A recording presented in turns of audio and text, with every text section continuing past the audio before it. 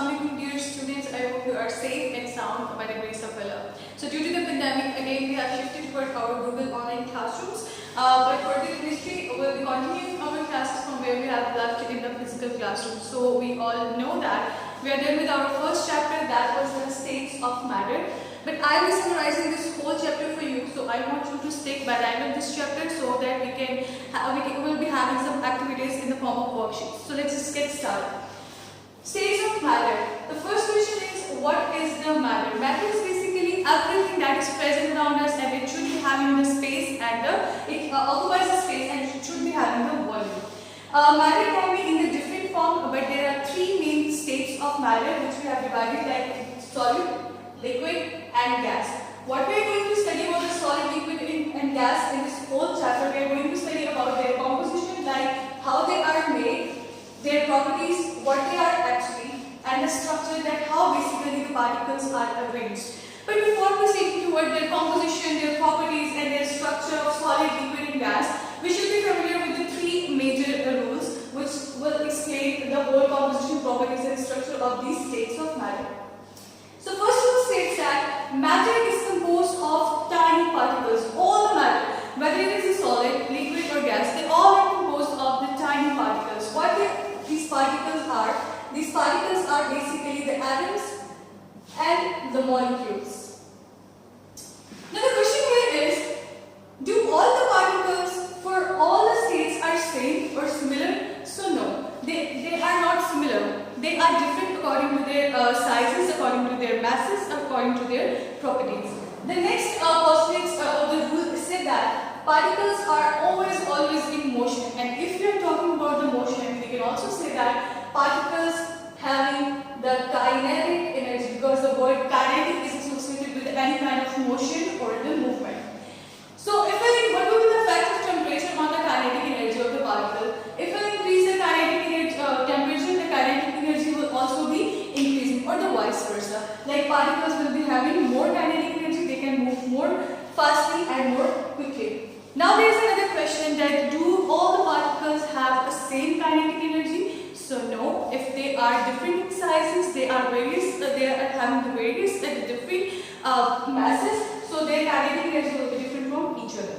So third postulate explains that heavier the particle, low will be its kinetic energy, and vice versa. If the particle will be lighter, it will be having a high kinetic energy. So by combining all this data, we are discussing about the particles and their kinetic energy. So I can say that I have presented a theory which is known as kinetic particle theory. So these were the three major or the basic rules of our kinetic particle theory, which you have to be careful keep in your mind, so that we can, when we proceed toward our next chapter, the next topics, we'll be keeping them in mind. Kinetic particle theory. So you should keep all these postulates in your mind when we'll be discussing their composition, their properties and structure of solid, liquid and gas. So next topic is their states of matter. Matter is made of particles. It exists in three states, namely solid, liquid, and gas. The different states of matter are due to the different arrangement of particles of matter. In solid state, the particles of matter are very close to each other. So, the particles hold each other very tightly. That is, there is a strong force of attraction between them. As a result, solids have a definite shape and volume. In liquid state, the particles are packed closely together, but they are much farther apart than the particles in solids. And so, the force of attraction is weaker than it is in solids. Therefore, liquids have a definite volume, but they do not have a definite shape. They take up the shape of the container in which they are kept.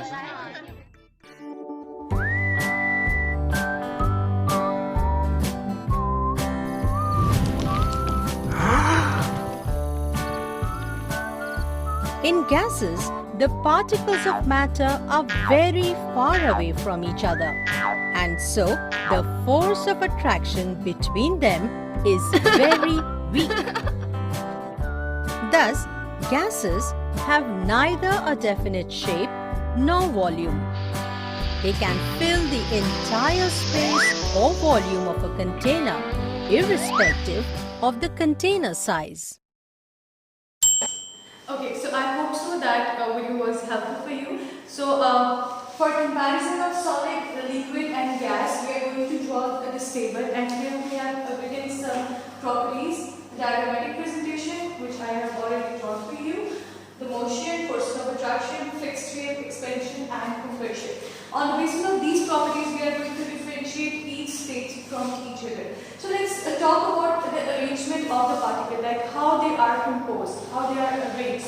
So these tiny particles, these circles are basically representing the atoms or the molecules, right? So as you can see, in solid state, particles are tightly packed to each other, right? They are tightly packed to each other. They are so strongly bound that they cannot even move. So let's just talk about their properties one by one. So first of all, about their motion. As we have seen that they are strongly bonded to each other. They have very strong forces of attraction. They are tightly packed.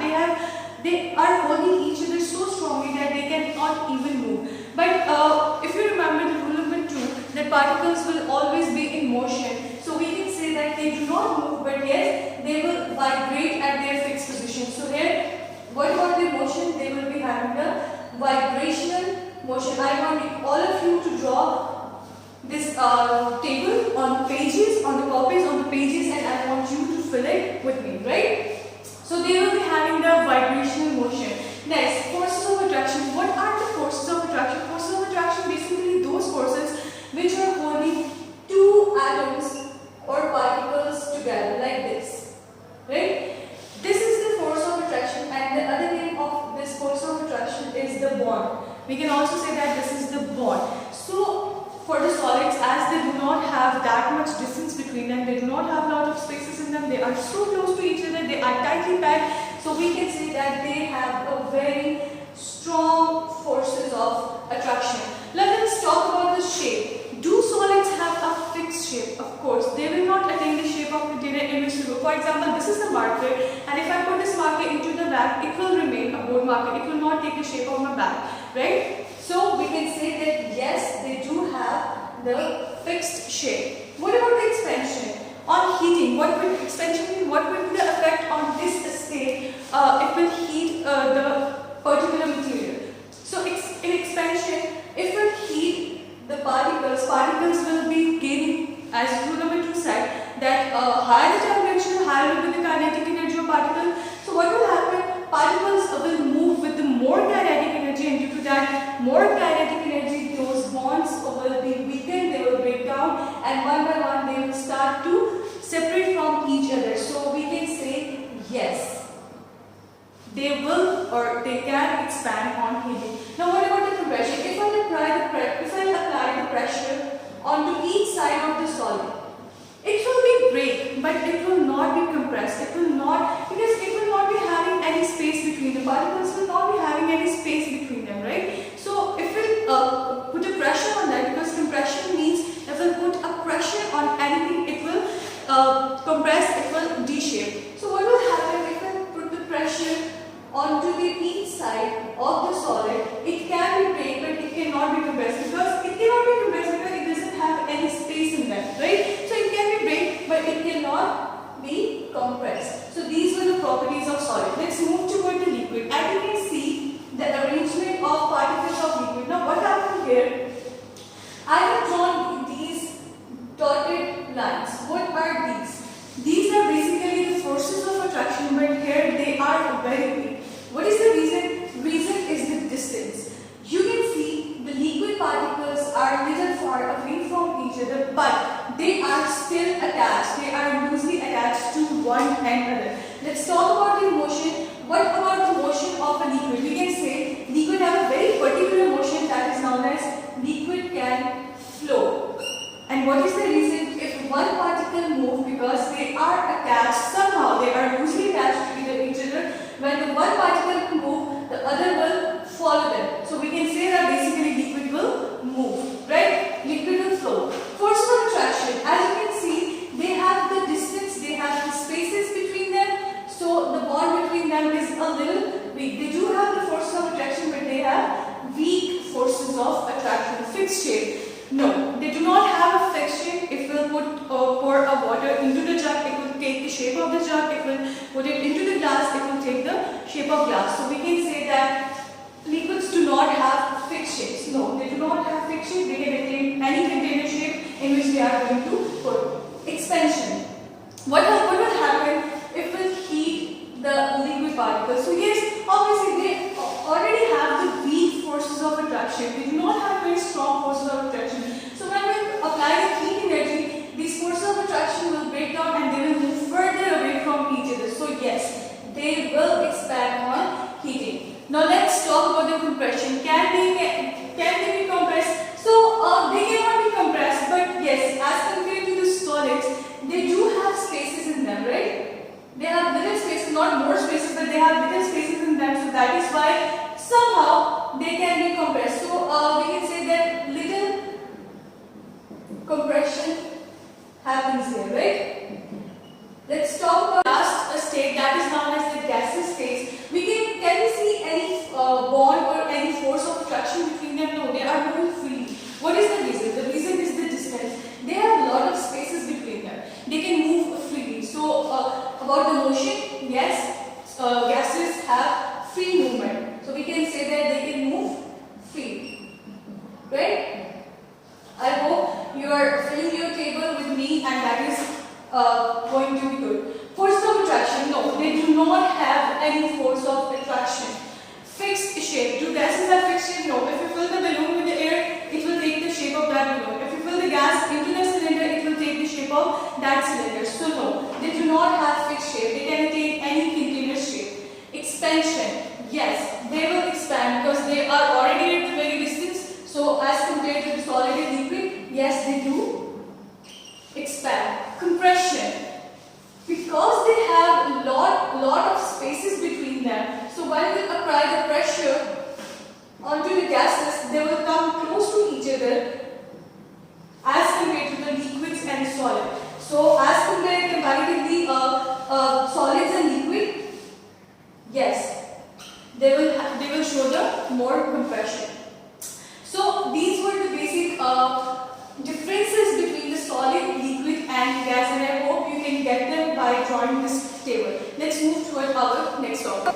So the next topic is the changes of state. How these states change or interconvert in one form to another, one state to another state with the help of different methods. So just for the overview, we are going to summarize those methods. So when you are going to convert solid directly into the liquid, that method is known as, when you convert the solid into the liquid, for example, when you convert ice into the water, that process is known as melting. When liquid converted into the gas, that process would be known as, when liquid converts into the gas, like for example, if you are going to convert water into the vapors, that process would be known as boiling. When you convert the gas directly into the liquid by lowering the temperature, then that method would be known as condensation. And when you convert the liquid into the solid, for example, when you are going to convert water into the ice, that method would be known as freezing. So there is some exceptional cases between the solid and the gases. By giving the high temperature, solids get directly converted into the gas, and you are very well familiar with that process, and that process is known as sublimation. And if you decrease the temperature to a very high extent, you can convert the gas into the solid, and that method would be known as solidification. Effect on temperature and states. What kind of state is present in what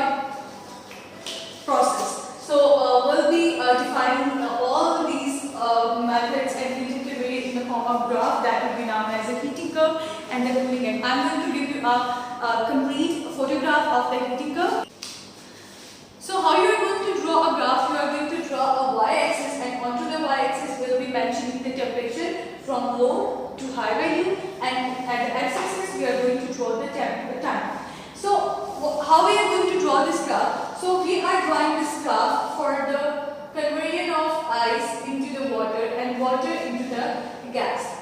Or we can say that we are converting the solid into the liquid and liquid into the gas. We can write here the vapors. Okay, so from minus 5 degrees Celsius, of course, we'll be having the ice, or we can say that we'll be having the solid state. So when we start to increase the temperature, and temperature will increase from minus 5 degrees Celsius to 0 degrees Celsius. As we all know that this would be the melting or the freezing point of water. At this point, what will happen? Solid state will start to convert into the liquid state. So, two things. First, whenever we'll be having a constant, this straight line, it means that temperature is constant. And what is the reason that temperature is a constant? We're having a straight line, and what is the name of that straight line? That temperature is basically the constant. I'm asking for the reason. The reason is basically all the heat energy is trying to convert all solid particles into the liquid. For example, we know that solid particles have a very strong forces of attraction. That heat energy is trying to overcome those strong forces of attraction present between these solid particles, and when it will overcome, the particles will be like this into the liquid state. When all the solid will convert into the liquid, then again temperature will start to rise. At this point, it will be a pure liquid. Now, when we will continue to increase the temperature, and temperature will become 100 degrees Celsius, we know that this is the boiling point of water. It means that all the liquid and all the water is starting to convert into the gas or the vapor. Now, where the particles are somehow like this, again, why the temperature is constant from D to E? Because again, the heat energy or the temperature is required to break all these weak forces and to convert the liquid state into the gaseous state, something like this. So when all the liquid state will convert into the gaseous state, we will be having a pure gas state when the temperature will start to increase from 100 degrees Celsius to above. So we are having different curves here. That is why this is known as the heating curve. And again, it will decrease the temperature. We'll be having the cooling curve, vice versa. So I want all of you to draw the cooling curve onto your copies. So the last topic is the diffusion. Let's just start. This will help you to understand how gases behave and also explain why smells spread. Before we start, you need to recall what solids, liquids and gases are like in terms of their particles. In particular, I'd like you to ask yourself, how are the particles arranged in a gas? Pause the video and restart it when you think you have the answer. The answer is the particles in a gas are spaced out and move about very quickly in random directions. Did you get it right? This, of course, explains why a gas takes the shape of its container. It's because the particles will each continue to travel in a straight line until they hit something, in this case the wall of the container. So, the smelly gases given off by rotting vegetables in a sealed box will fill the box with rotting vegetable smell, but you won't be able to smell them outside the box. However, take the lid off the box and those particles will no longer bounce off the lid and be contained. They will start to escape into the air around the box. You'll soon notice the effect and will be able to smell the rotting vegetables. And that's those gas particles reaching your nose by diffusion. Diffusion is the random movement of one gas through another from a region of high concentration, in this case inside the box, to a region of low concentration, in this case outside the box. It is a process that doesn't rely on wind or air currents. It will happen even if you are inside a building and the air is completely still. Now, there are many examples of diffusion, but smell is probably the most obvious one. These could be food smells, body smells from other people, the scent that a plant gives off to attract pollinating insects. And the same even applies with the smoke from a candle after it has been extinguished. It spreads out, and it's all due to diffusion. Particles can hit the walls of a container and rebound. The particles can also hit each other. It doesn't matter if there is only a single gas or a mixture of gases. These collisions between particles are always taking place. It's very similar to trying to walk in a straight line through a busy crowd of people or a marketplace. It's very difficult to do without bumping shoulders with someone and changing direction. So our last topic of this review phase is the diffusion. Diffusion is the movement of particles from high to low concentration. Until now, we have discussed that particles have the kinetic energy.